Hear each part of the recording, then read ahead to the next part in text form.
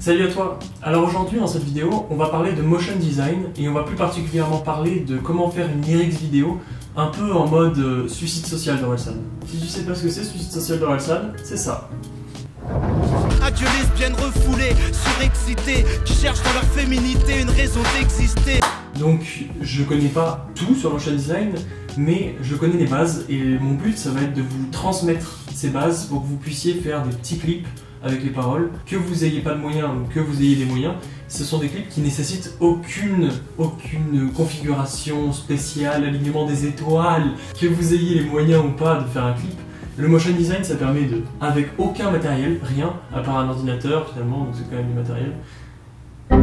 En fait, ce que je veux vous partager dans cette vidéo, c'est juste vous montrer que avec After Effects, et pas grand chose, hein, juste savoir écrire, on peut faire des choses hyper cool. Donc c'est parti, c'est un petit tuto sympathique qui va vous permettre de comprendre comment ça fonctionne. Et j'espère que ça va vous plaire. On se retrouve tout de suite sur After Effects. Alors voilà, on est sur After Effects. On va créer une composition. Pour l'exemple, on va juste l'appeler Motion Design. Donc là, on est sur notre composition. On voit, c'est Motion Design. Nous, ce qu'on veut, ça va être créer un texte à partir de l'outil texte qui est en haut. Du coup, on peut faire une sélection, on peut faire un bloc texte. C'est ce qui est le plus utilisé pour le Motion Design. Ça, c'est le plus utilisé parce qu'on peut gérer la taille de la police comme on veut. Ça restera toujours dans le bloc. Et c'est pour ça, ça créera vraiment genre cette sensation d'uniformité et c'est hyper important pour le motion design. Ça permet de mettre en valeur certains mots par rapport à d'autres et c'est bien utilisé pour les stratégies marketing. Nous, on va pas utiliser un bloc texte. Nous, on va faire 3 calques différents. Ça va nous permettre de faire plus de trucs, notamment genre de les mettre dans différents sens. Alors, on prend la police impact.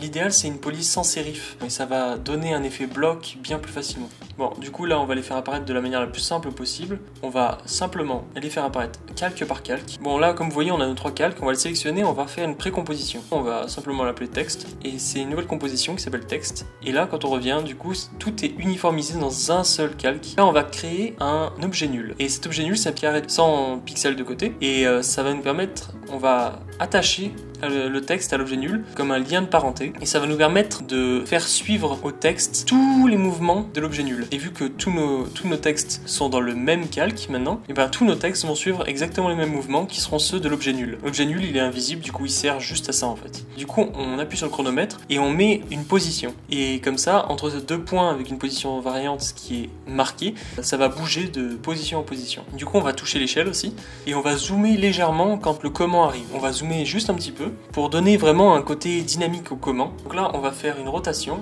et en fait, là, ça va être pour l'apparition du ça va. On va faire en sorte qu'il soit dans le bon sens, tout simplement. Voilà. Donc maintenant, on va pouvoir faire tourner ça en boucle pour vous montrer. Et ça m'a demandé peut-être 3 minutes à faire. Ok, d'accord, c'est 3 secondes, et il faudra faire un truc bien plus complexe si vous voulez faire tout un clip. Mais le but, en fait, c'est pour vous montrer comment faire un bloc texte, et ça peut vraiment être utile, et ça rend un truc vraiment dynamique. Bon, voilà, je vous ai appris les bases du bloc texte. Et le but maintenant, ça va être de l'utiliser pour faire plein de choses. Vous allez pouvoir faire des vidéos du coup de paroles, de chansons, les lyrics vidéo. Et vous allez pouvoir faire des vidéos genre de n'importe quel type, des vidéos commerciales sur un produit. Tout ça en fait, ça va vous permettre de faire plein de choses. Et puis après, on peut utiliser l'objet nul. Vu qu'on a vu qu'on rattache souvent plein de calques à un objet nul, on peut l'utiliser par exemple pour faire ce qu'on appelle du tracking. Le tracking, globalement, c'est juste suivre les mouvements de la caméra. Par exemple, une caméra en mouvement. Et en fait, on va appliquer les mouvements de la caméra qu'on va reproduire en 3D dans notre After Effects. Et en fait, ces mouvements, on va l'appliquer à l'objet nul. Et l'objet nul va suivre les mouvements de la caméra. Comme si, en fait, il était incrusté dans le décor. Parce qu'il bouge en même temps que la caméra, du coup, il est incrusté dans le décor. Et ben après, on pourra ajouter des calques.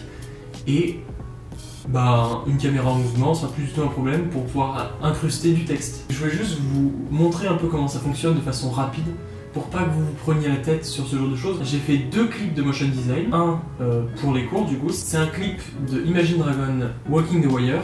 J'ai juste fait le début, c'est le premier couplet et le premier refrain. Je vous le mets en fiche ici. C'est pas moi qui ai fait les designs, moi perso avec mes connaissances, elles sont nulles, mais on peut faire un truc qui rend bien. Du coup, vous pouvez aller le voir. Le plus important, ça va être le motion design que j'ai fait un peu après. Ça va être la motion design sur la partie de Damso de Rêve Bizarre. Elle sortira peut-être dans une semaine et demie, ça dépendra quand sortira cette vidéo en fait.